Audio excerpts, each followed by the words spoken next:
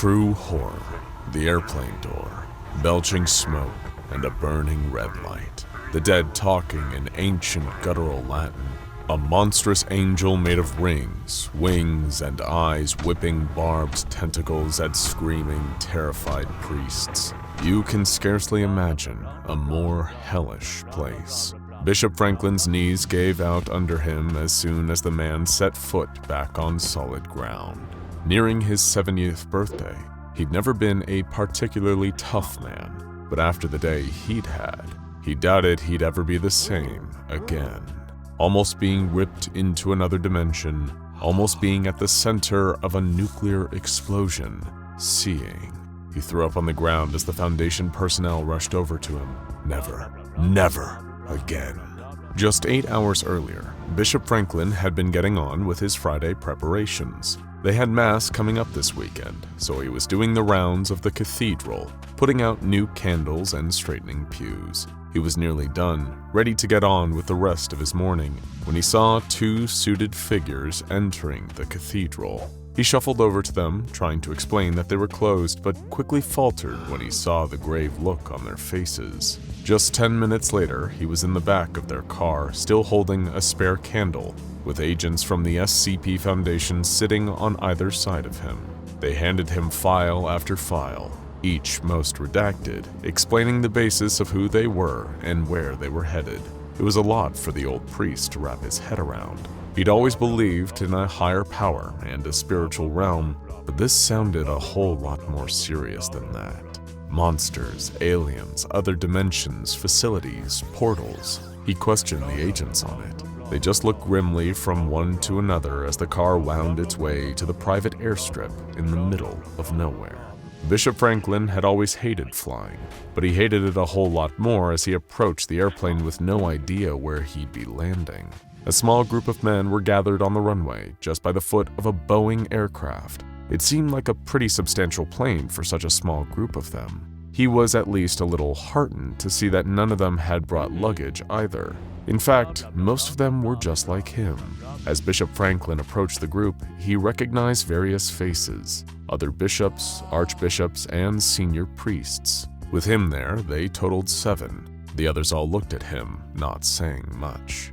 Bishop Franklin tried his best to start asking questions, but 2 things happened in quick succession that closed his mouth very quickly. Firstly, the luggage hold of the plane was opened, and 2 enormous shapes were loaded into it via forklift. Each shape had unmistakable symbols on the sheets covering them. Nuclear danger. Reeling from this revelation, Bishop Franklin turned to the group to be face to face with the Pope himself. He immediately shut his mouth. You may also be wondering what on earth was going on at this airfield. The truth is, Bishop Franklin, along with 6 other priests of Abrahamic faiths, were about to embark on the monthly flight of SCP-616. Within this plane, as all of these men were soon about to find out, exists an emergency door. Covered with satanic iconography, this door, when opened at ground level, operates just like any other emergency door, leading to the outside of the plane. Although any individuals who had passed through this door in this normal state reported feeling heightened anxiety during and after. However, once a month, this door will be anything but normal, opening a gate to, well, you'll soon see. In order to mitigate the threat posed to humanity through SCP-616-1, or the Gate, the plane must be in the air at the time of its opening, far above and away from any human settlements. In order to keep this event contained, the door must be kept open for the duration of the portal's existence until it has closed of its own accord. But holding this door open is not a simple test of strength. It is a test of belief. In order to protect all of humanity from unknown horrors of a cataclysmic scale, 7 priests of Abrahamic faiths must be on board for this monthly flight, praying for the door to remain open. The ability to keep the door open, it turns out, is unrelated to physical prowess, but instead is based entirely on one's own belief that the door can be held open. As such, religious figures praying to a higher power are incredibly well suited to the task. Once per year, the flight is blessed by the Pope, and every time the plane takes off, it must be holding 2 nuclear warheads in its hull. Both can be remotely detonated by the ground team, who will be in constant radio communication with the pilot. Should the pilot fail to give them regular updates on the status of SCP-616-1, the event will be treated as an XK Class end-of-the-world scenario, and both nuclear devices will be detonated without hesitation. But Bishop Franklin only knew about half of this information from his redacted set of documents and had forgotten half of them on his stressful car journey. As he strapped himself into a window seat, he was trembling like a leaf. He desperately wanted to complain about being put into this situation, but he wasn't entirely sure who he would complain to. If he spoke to anyone external about what he was about to witness, he had been told by the Foundation agents that he would be administered with a Class C amnestic, whatever that meant. He really didn't want to find out.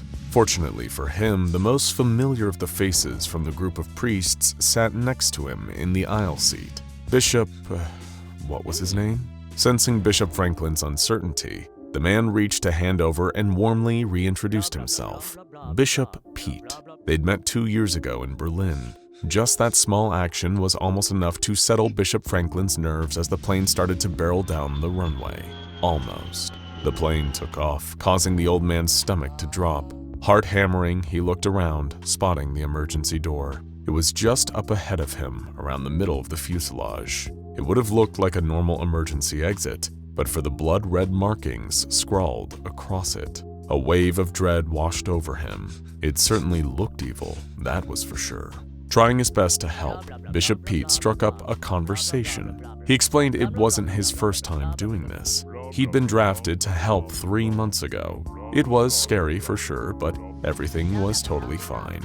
The Foundation had planned everything to a T. It would have helped Bishop Franklin's nerves, but it only made his mind jump to the nuclear weapons he'd seen loaded into where his suitcase would have normally gone. The two of them lapsed into silence for a while. No one on the plane was really speaking. He supposed he should have used this opportunity to pray, but according to his briefing, he'd be doing a lot of that very soon. He hadn't entirely understood what the Foundation had meant by that. He'd been told to pray to, quote, keep the door open. What had they meant by that? A bang shattered the silence as the emergency door slammed wide open. In an instant, the plane went into a nosedive as all the air rushed from inside. The lights went out for several seconds, then came back on in flashing, panicked spasms. Bishop Franklin clung for dear life onto the back of the chair in front of him as the roar of air rushed around him. It had gone dark outside, with shapeless clouds swirling around him, shaking the plane. Screaming voices filled the aircraft, not just the voices of the men on board, but women and children too, crying out in agony and terror through throats that sounded like they'd been lashed with razor wire. Then he saw it. SCP-616-1. The gate was wide open. Smoke billowed out of it, crawling along the floors of the cabin like an octopus creeping its way along the ocean floor. Red light seemed to spill out of it, but when he tried to look through the gate itself, it was like his brain wasn't working anymore. There were colors there, but there were ones he didn't recognize. Maybe they weren't colors at all. It was like his brain fixated on trying to sort them into something that made sense, something rational. A hand grasped his arm and he turned to see Bishop Pete staring at him with wild eyes. The plane was going down, they could both feel it, and that emergency door was slowly creeping shut. They had been brought onto this plane for one job only, to pray, like their lives depended on it. Bishop Franklin screwed his eyes shut and clasped his hands together. He hadn't prayed like that since he was a little kid, but he figured now was the time to use all the tricks in the book. He begged and pleaded in a tiny voice for God to keep that door open. It felt so counterintuitive, so backwards, to want to keep that kind of door open as the air roared and screamed around him.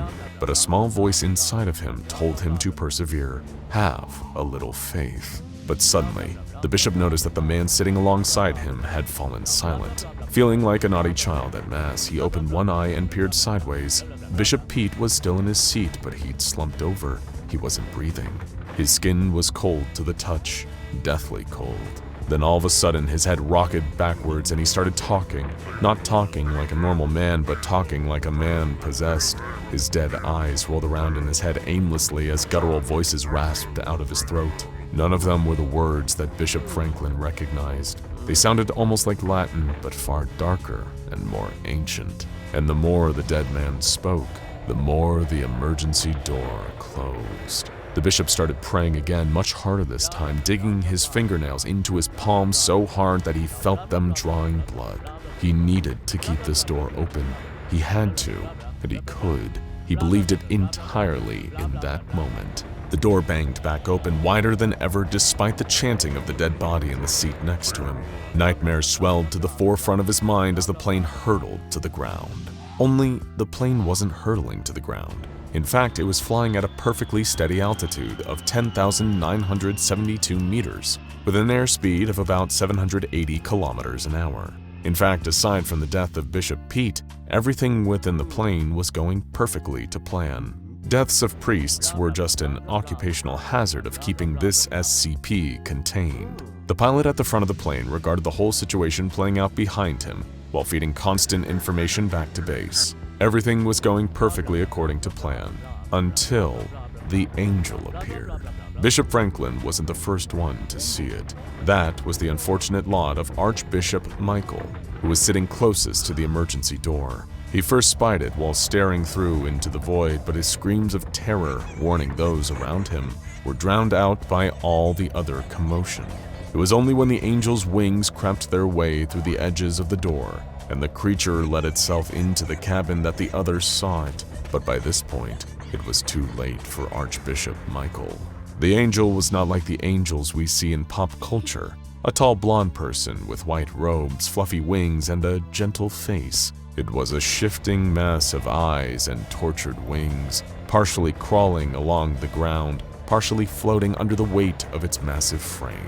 It had to squeeze itself through the door to fit into the plane, but as it did, it lashed out at the Archbishop with a sinewy tendril and got to work, violently killing him. That was when Bishop Franklin saw it and began to panic. He wanted nothing more than to stop praying, to let the emergency door slam shut and keep this creature away from them. But that little voice inside his head told him that wouldn't work. If that door was allowed to close before the gate had, then it would cause the apocalypse. He could not have that blood on his hands. So he prayed, sweat pouring down his face as the angel forced its way through the gate and into the cabin. He prayed as it slumped across the aisles, working its way along the line of men, slaughtering them one by one. He prayed as it saw him and rose to its full height, unfurling great wings and readying itself for the kill.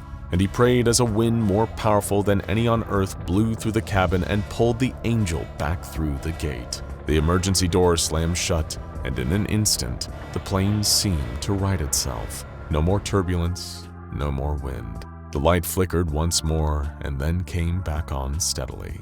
The seatbelt sign pinged off, and oxygen masks dropped from the ceiling about 4 hours too late. Bishop Franklin couldn't believe the time when he looked at his wristwatch. He had been on this plane for weeks, surely, not just 4 hours. That was absurd. It all felt like a dream as the aircraft circled around the airstrip, preparing for landing. Everything in the plane seemed totally normal to him now, except of course for the 4 dead bodies, one of which was slumped towards him in the aisle seat. The plane landed. The bishop staggered down the stairs and threw up on the blacktop. After a few awkward moments, the pilot sidled over to him and muttered a quick thanks. "I was really close to calling it a failure there and having to set off them nukes. I don't know what you prayed for, but you did good today." Bishop Franklin didn't feel like he did good. He felt like he'd had his whole life, his whole worldview, turned upside down in the space of an interstate flight. He had been moments away from either being vaporized by a nuclear bomb or from having economy seats to the premiere of the destruction of the world as we knew it. But just 31 days later, Bishop Franklin was on that same flight again, praying his hardest as the aircraft dropped into freefall. If there was one thing that the Foundation noticed about working with religious leaders, it was that they had a real determination to keep coming back to help keep the world safe. What the Foundation didn't have the heart to tell them was that all of the satanic markings on the door were actually fake. They had been added by researchers in an attempt to make SCP-616-1 carry more significance for those in the aircraft. Later testing revealed that it was not exclusive to Abrahamic faiths, or any faith groups for that matter, that they could keep the gate open. Anyone who believed they could do it was capable of it. Faith leaders, however, are still being utilized, and the blessing is still being performed by the Pope on a yearly basis. It had been found that these external rituals, while not necessarily directly impactful, have strengthened the belief and resolve of those inside the plane, yielding fewer casualties and shorter durations. Various experiments have been conducted to see beyond the event horizon of the gate, to see what's on the other side. Those in the plane have reported as having the name Paradise, despite never going inside. A remote-controlled rover was sent inside the gate on one experiment, but the footage was deemed far too dangerous as all those who witnessed it died within 2 months. Hopefully, you didn't peer too closely into the gate as you watched this video. Now check out the plane that was never SCP-787 and SCP-2086 man-eating bus for more.